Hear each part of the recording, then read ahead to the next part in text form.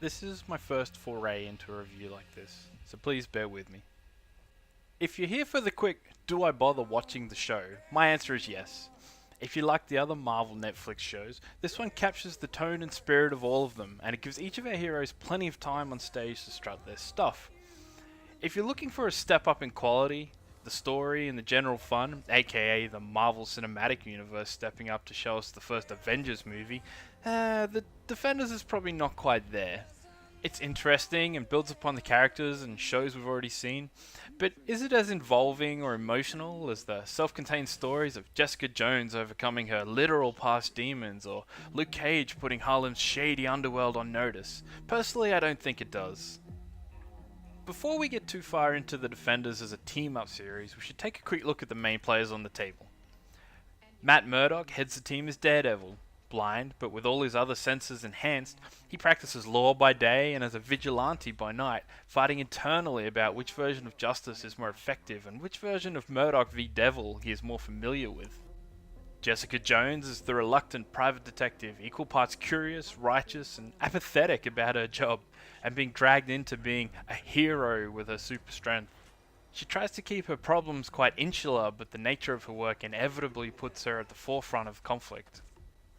Luke Cage is the hero of Harlem, as he battles to take down the influences that threaten and oppress his home district. Humble yet noble and determined, he was recently released from prison and is back on the streets, now feeling the influence of the series' bad guys and putting himself in charge of shutting down their Harlem wing. Oh, and his superpower is being bulletproof, so that definitely helps. Danny Rand is the immortal Iron Fist, weapon of Kunlun and sworn enemy of the shadowy organization The Hand.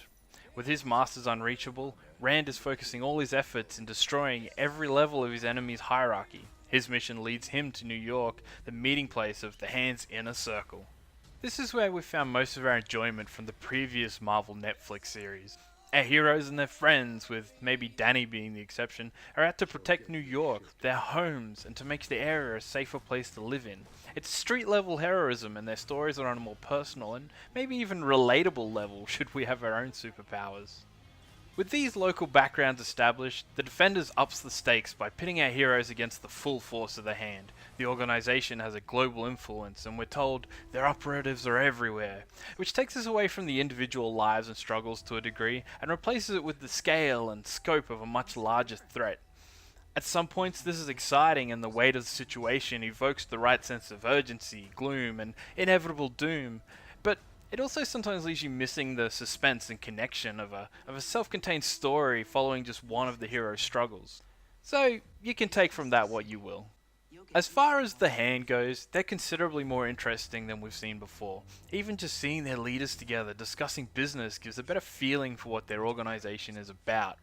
But this time it feels a bit like they're trading on their reputation of being bad, being evil, rather than us actually seeing them do anything bad enough to warrant the four heroes coming out to destroy them. Of course, you can say that's what the other four series were about, and you'd be right. But the point I'm trying to make is that it's going to be pretty tough to follow some of the story threads in the Defenders if you haven't already seen all of the other shows. Right down to the fairly poorly received Iron Fist solo series and its final episode reveal, or the kicker at the end. If we talk specifically about the Hand's leaders, the Five Fingers, I guess, they're all pretty interesting and intimidating. When you have a mysterious evil empire like this, you want their top players to be enigmatic, confident, and still carry their own air of mystery.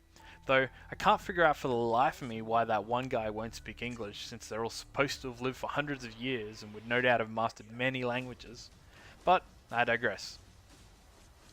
Weaver plays Alexandra, and she's just delightful to watch as an on-screen presence. She'll leave you on tenterhooks, waiting to see how she reacts to the impact of her heroes and the internal pressures from her peers. As the show goes on, we find the story cares more about Elektra Nachos, and that is, for mine, a decision which weakens the whole show. She was one of the weakest characters in Daredevil's second season, and whether that was due to her role in the plot, or down to the actress herself, I'm unsure. Here, as a silent killing machine, she surely has a presence, and is rightfully intimidating. In fact, the scene in Murdock's house is probably the best of the whole series. But as things move on, Elektra, now known as the Black Sky, which is a title or being or spirit that's never properly explained during the show, she becomes more central to the plot. And once again, it's difficult to pin down if this is in the writing, or the character herself, or the acting that's the issue here. But the story starts to become less believable, and the show starts changing pace and targets, and the more that Elektra becomes involved, it becomes harder to follow the motivations of all the characters, especially the other members in the hand. Anyhow, let's mention a couple of other good versus bad points. We'll play a bit of devil's advocate on some of these. On the good side, our heroes are always fun together on screen, and at the end of the day, I think that's what everyone wants. That's what we're all here for. I don't mean fun always like the Marvel movies and its witty banter and the cracking of jokes. I mean it more like everyone keeps their own personalities, and the fun's in watching them chatter, bicker, fight around one another. You know, Matt's trying to be the noble leader, Danny's trying to emphasize the enormity of the problem they're dealing with. Jessica's quick to call them out and bring everyone back down to earth. And honestly, it's probably Luke who seems most annoyed at all the hero cliche service going on around him. Having said that, maybe I'm nitpicking a bit, but I almost feel like there's not enough in terms of conflict of ideology in the team and how they go about their business. I may not have mentioned it yet, but some of this series feels a bit formulaic at times. They have to do this, they have to do that, and here we get almost exactly one instance of each character's personality or ethics getting in the way of the team up. So Matt keeps secrets and that comes up. Jessica's apathy gets her to leave at one point. Danny's rashness and his quick flare temper creates an issue within the group at one point. And Luke's unwavering resolve to compromise and this is what I believe is right and I won't stray from that path. You know, that all these things, they come up once and I feel like it's fairly formulaic and someone said, oh, we need to do this so everyone gets it. It just doesn't feel as natural when you see it on the broader scheme of things.